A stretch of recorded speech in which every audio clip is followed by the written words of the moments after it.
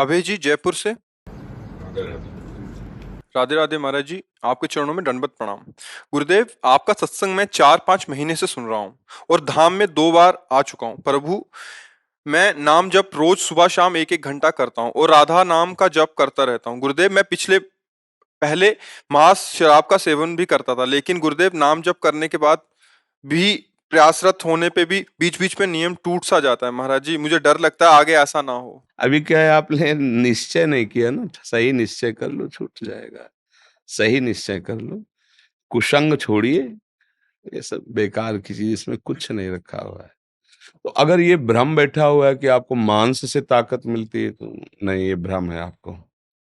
ऐसा लगता है कि जैसे शराब पीने से आनंद आता है, ऐसा नहीं, भ्रम है। आप देखिए क्या आनंद आता है। तुम्हारे लीवर खराब हो रहे हैं, तुम्हारी बुद्धि भ्रष्ट हो रही, तुम्हारा धन खराब हो रहा है, उससे कोई स्वास्थ्य बढ़ता है क्या? और आनंद क्या होता है? तुम्हारी बुद्धि को शिथिल करता है, उसे तुम आनंद समझते हो। बुद्धि की शिथिलता को तुम आनंद समझते हो। अगर बुद्धि को भजन में लगा दो तो पता चले आनंद है। ये भ्रम छोड़ो कि मांस अंडा खाने से ताकत आती है। ये भ्रम छोड़ो कि कोई नशा करने से मजा आता है, मौज आती है। नहीं भाई, सबसे ज्यादा अधिक विश्राम तुम्हें मिलता है नींद में। देखो, आप खूब नशा करो, सब सोने न दिया जाए, फिर आप बताना, आप बार बार प्रार्थना करो मुझे सो जाने दीजिए। जब सोने में आपको जो सुख मिला, उसका जानते हो कारण क्या है? उतने घंटे आपने कोई चिंतन नहीं किया संसार का। बस खास बात है, सुषुप्ति में जो इंद्रियों को बल मिला, मन को जो आनंद लगा, संसार का चिंतन नहीं होने पाया। 6 घंटे आप ऐसे है तो आपको एक नया बल मिला। अगर जागृत में संसार का चिंतन ना होने दो, प्रभु का चिंतन कर ले, तो आध्यात्मिक शक्ति ऐसी जागृत होती है कि नींद क्या, नींद तो सुषुप्ति तमोगुणी अवस्था है। उसी उसी में तो दिव्य हो जाते हैं महात्मा लोग। तो दिव्य आनंद प्राप्त करने के लिए चलो, कोशिश करो। आज से अब ना करो। हमारी बात का, जैसे अपनी बात रखी जाती है ना, तो कभी कभी अपनी बात फेल करने में कोई ज्यादा दुख नहीं होता है, क्या हम ही ने तो कहा था। पर संतों के पास, तो अगर आप संत मानते हैं, हमें भगवान का दास मानते हैं, जन मानते हैं, तो हम आपसे कह रहे हैं आज से पीना बंद कर दो, मांस खाना बंद कर दो। अब ये बात टूटे ना, क्योंकि आप हमारे सामने बात कह रहे हैं। करोगे ऐसा है? हाँ, यही बात ध्यान रख लेना। किसी से दोस्ती की जाती तो बात मान ली जाती है, फिर हम तो यार इस वेश में करता हूँ, लेकिन कोई हटाने के लिए तो हम बोले, नहीं तो आपसे कहते प्रयास कीजिए। पर हमें पता है, जब आप हम पर श्रद्धा कर लेंगे तो इसके साथ आपको बल भी मिलेगा।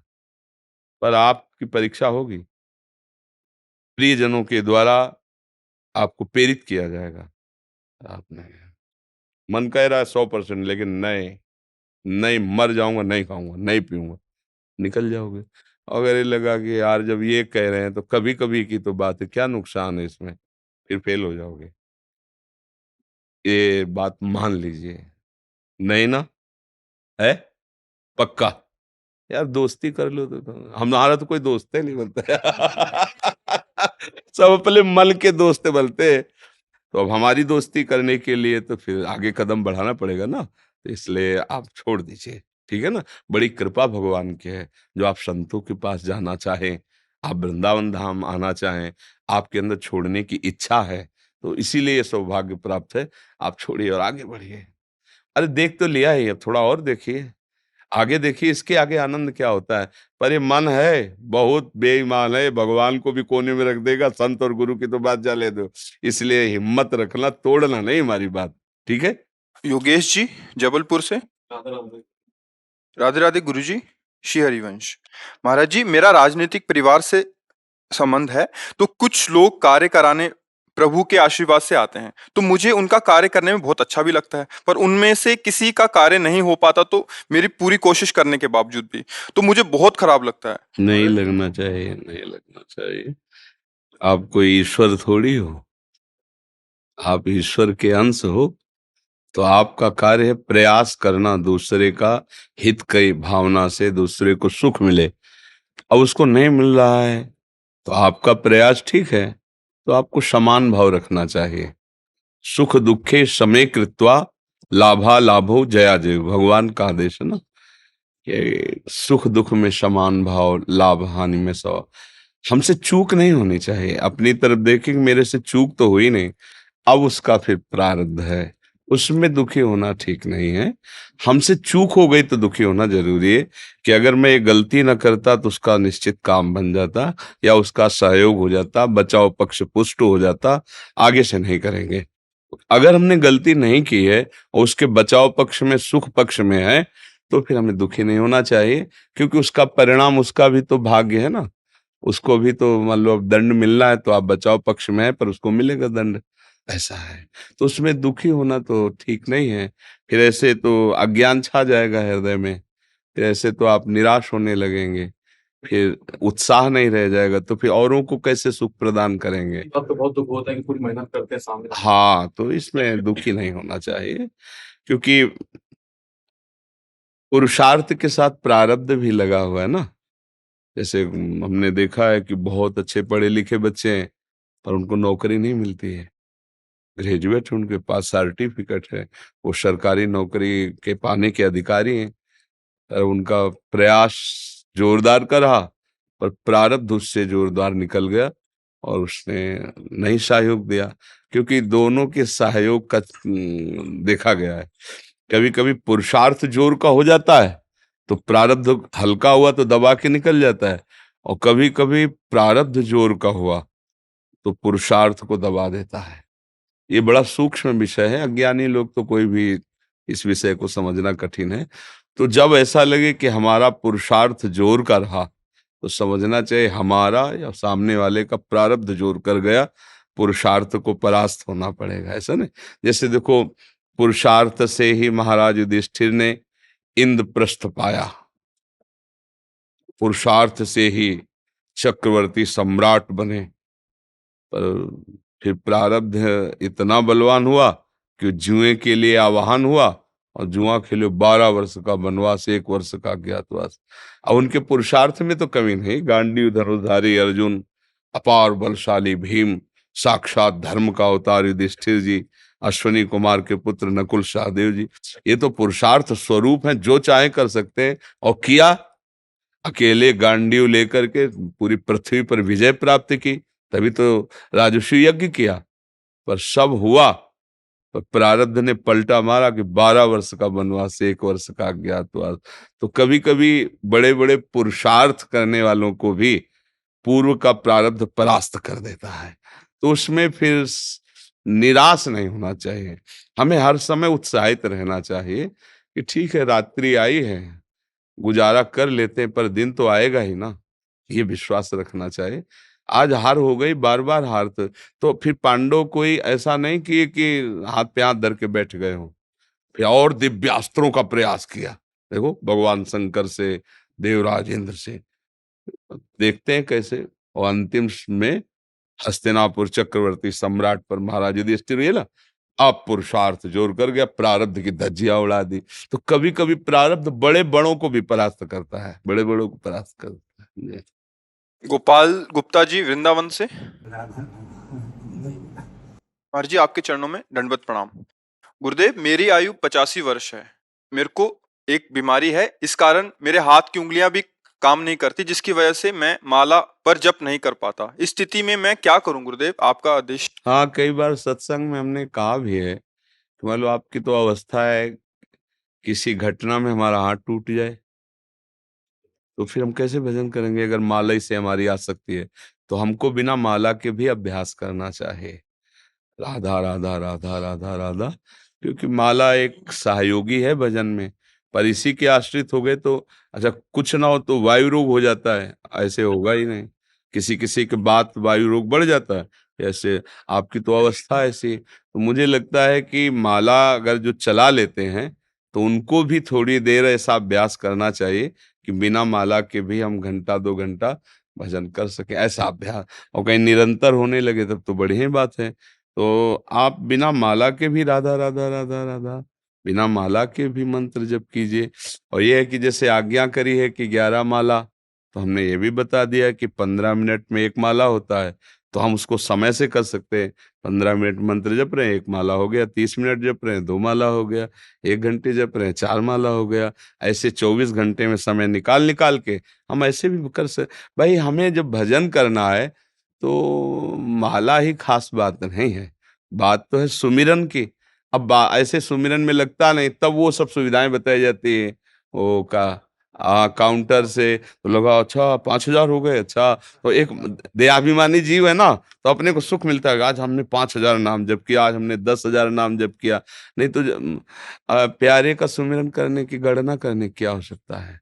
हर श्वास में जितना अधिक से अधिक, पर ये आगे की बात है, जो शुरुआत से सिद्ध करने लगता है वो फेल हो जाता है। सिद्धांत से चले तो अब जैसे माला नहीं चला पाते हैं तो खूब नाम अंदर ही अंदर जपिए, क्योंकि शरीर तो ये नाशवान पार्थिव, किसी का भी धोखा दे सकता है, कभी भी हो सकता है, कुछ भी हो सकता है। तो बिना किसी बाहरी चेष्टा के भी नाम जप होता है, जैसे अंदर ही अंदर। अब जैसे भूख लगी है और उस समय भूख भूख जप नहीं रहे हो, पर भूल भी नहीं रहे हो, नहीं ना, भूख लगी, ऐसे ही भजन की भूख लग जाए तो अपने आप जप होता है। राधा राधा राधा राधा राधा। कोई भय लग जाए, किसी संकट में देखो आप फंस जाओ, आपका पक्का भरोसा है कि राधा नाम से फिर आप देखो जपना नहीं पड़ेगा, राधा राधा राधा राधा राधा राधा राधा। अरे हम लोग जैसे बचपन में थे तो सिखाया गया था कि जब कहीं भय लगे तो जय हनुमान जय हनुमान जय हनुमान रटना। बच्चे थे ना कि जैसे डरते थे कि यार अंधेरा है, भूत ना हो। गांव के लोग डरवा देते हैं ना कि इस गली में भूत रहता है, इस ऐसे भूत रहता है। तो हम बचपन में याद है हमें, तो घर वाले कहते थे कि हनुमान जी का नाम लेने से भूत ऊत नजदीक नहीं आते, जहां भय लगे तो जहां भय लगे तो वहां जपना नहीं पड़ता, चलता जय हनुमान जय हनुमान जय हनुमान तो ऐसे ही अगर हमारा मन ये भयभीत हो जाए, पता नहीं कब मृत्यु आ जाए। तो मुझे मृत्यु आने के पहले ऐसी स्थिति बनानी चाहिए थी, वो बन नहीं पाई। अब क्या करें, तो राधा राधा राधा राधा राधा राधा। अगर राधा बोलते हुए श्वास निकल गई तो बात बन गई, फिर तो हमारा कल्याण, श्री जी की प्राप्ति, सब कुछ ठीक हो जाएगा। तो राधा राधा बोलो, है ने। और वृंदावन तो बास कर ही रहे हो, इसमें संशय नहीं है। वृंदावन बास कर रहे हो ना। हाँ बढ़िया बढ़िया। महाराज जी, मुझे लगता है कि मेरे अंतिम समय बिल्कुल नजदीक आ गया है। काफी समय से नींद में स्लीपिंग माइंड जागृत होकर बचपन से लेकर अब तक की सारी स्मृतियां बयां करना शुरू करता है, जिसकी वजह से मेरा राधा नाम भी छूटता है। मैं काफी शांत करने की हाँ कोशिश भी करता हूँ। ये सिद्धांतिक है कि अभी तो हम ये नहीं कह सकते कि आ गई कि ना ही नहीं आ गई, वो तो भगवान जाने। पर ये जरूर होता है कि जब जीव का अंतिम काल होता है तो उसके किए हुए सारे कर्म उसके सामने नाचने लगते हैं और उसकी सदगति में बाधा पहुंचाने की कोशिश करते हैं। जैसे अब मान लो पूरा जीवन आपने अधर्माचरण किया है, अब आपको राधा नाम में प्रीति कैसे हो सकती सहज में, जब तक वो अधर्माचरण नष्ट नहीं होंगे।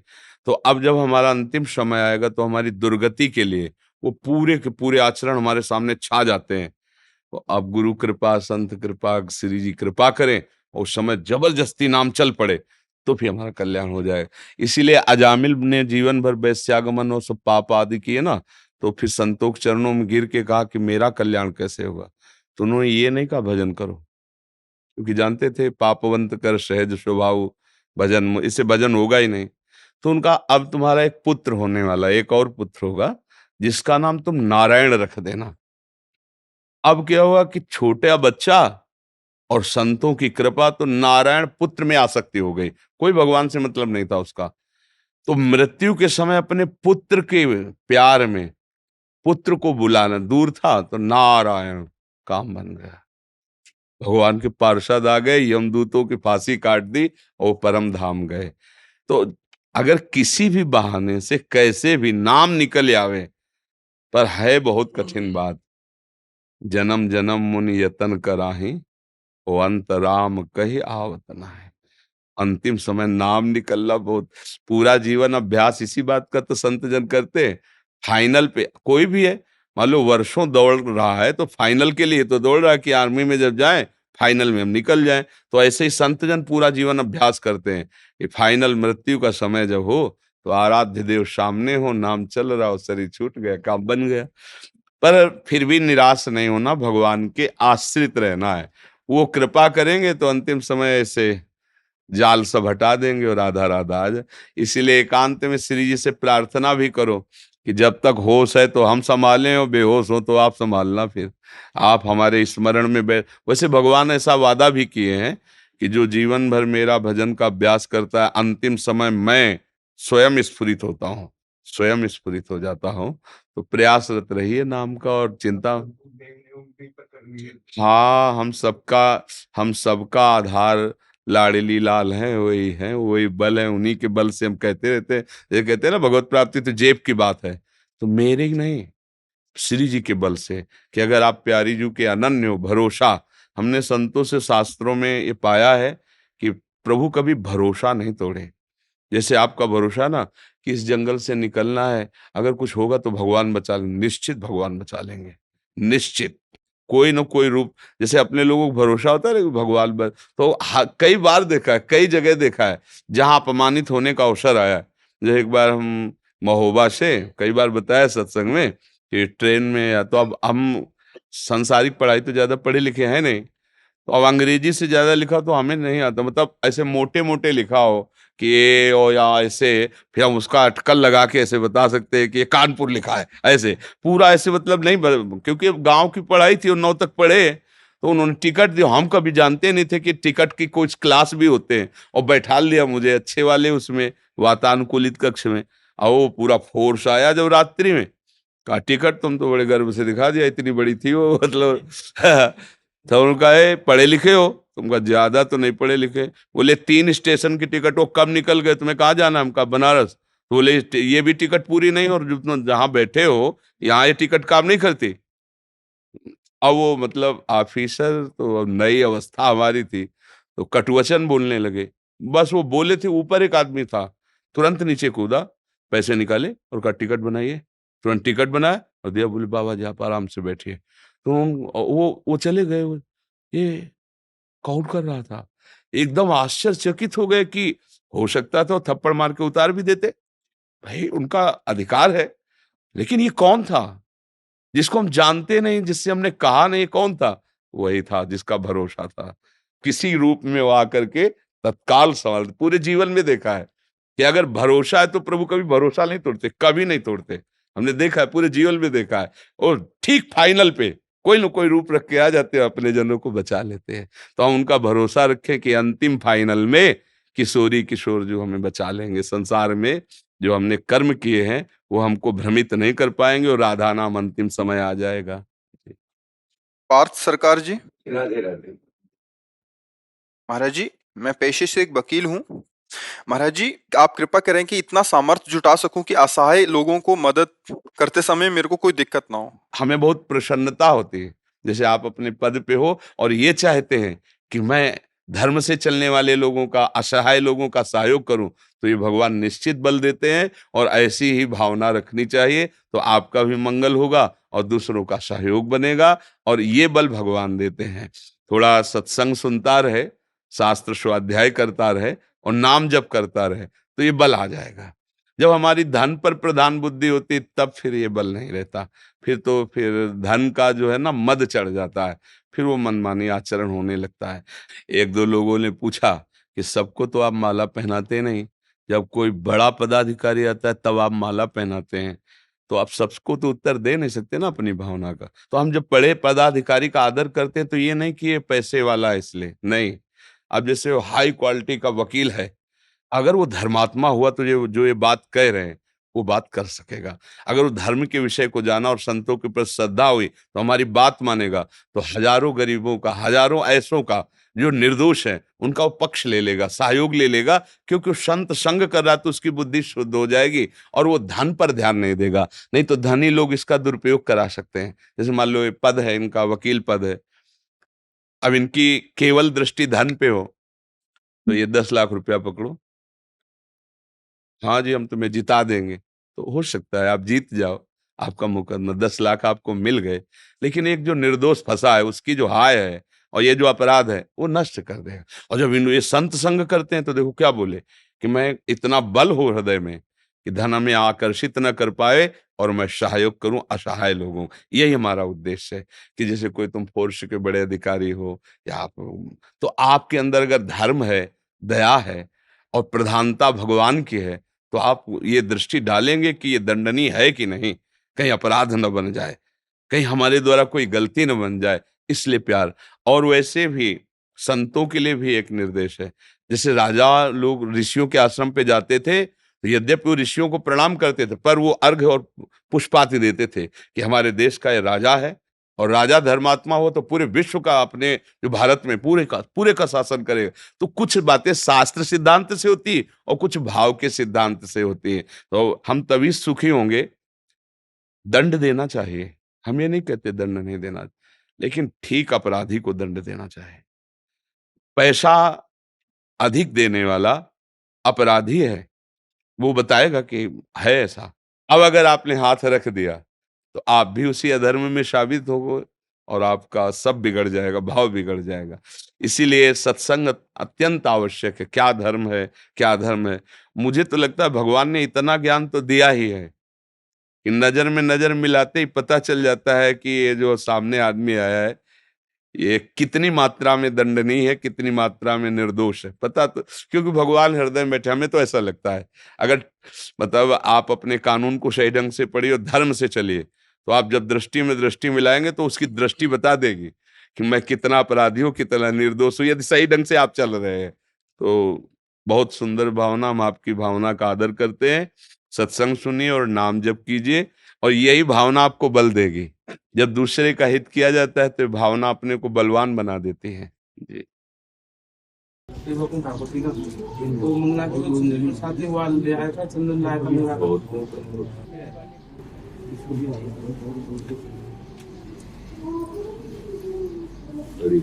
ठाकुर जी की मंगला चुनी प्रसाद, ये सुबह सुबह जो पनीर प्रसादी बनते हैं हमारा की। अच्छा,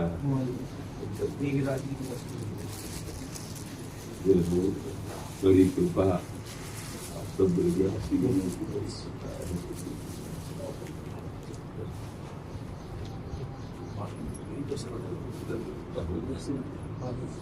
क्या सेवा करें आपकी। बस महाराज जी, बस आपके दर्शन हो गए, बड़ी कृपा रही।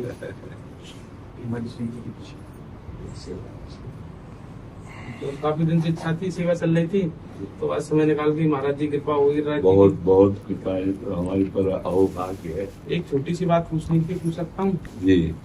गिरिराज जी की सेवा करता हूँ तो मैं गिरिराज जी का जाप करता हूँ, लेकिन जब से आपके वचन सुने तो आप राधा राधा का जाप करने लगे, कोई दिक्कत तो नहीं? गिरिराज जी की कृपा हो गई। तेरो ही ध्यान राधिका प्यारी, गोवर्धन धर लाल। समझ रहे ना, गोवर्धन धारी भी जिसका नाम जब करते हो, ध्यान करते हो, हमारी लाडली जी है। तेरो ही ध्यान राधिका प्यारी, गोवर्धन धर लाल। किशोरी जी के रूप में, किशोरी जी की महिमा में हमारे लाल जो मगन रहते हैं। अब तो आप जब ब्रज में हो तो ये कोई आपके लिए गुड़ विषय तो है नहीं, आप तो जान ही रहे ना श्री जी। तो गिरिराज जी कृपा किए तब राधा नाम आपकी जिभ्या पे आए। इसमें कोई अन्य भावना तो करना ही नहीं, क्योंकि राधा श्री लालजू स्वयं जपते हरि रसना राधा राधा रट। इसलिए ऐसा तो सोचना ही नहीं कि गिरिराज जी किशोरी जी कोई अलग अलग है। हाँ, गिरिराज जी की कृपा, जिसे श्री कृष्ण कृपा प्राप्त होती है, वो राधा प्रेम को प्राप्त होता है। राधा नाम, राधा धाम, राधा रूप, राधा लीला। क्योंकि श्री लालजू महाराज राधा वर है ना। हाँ, इसलिए इसमें तो ऐसा भाव ही मत करना। वही गिरिराज है, वही गिरिराज धरन है, पर वो हमारी प्यारी जी का चिंतन करते रहते हैं।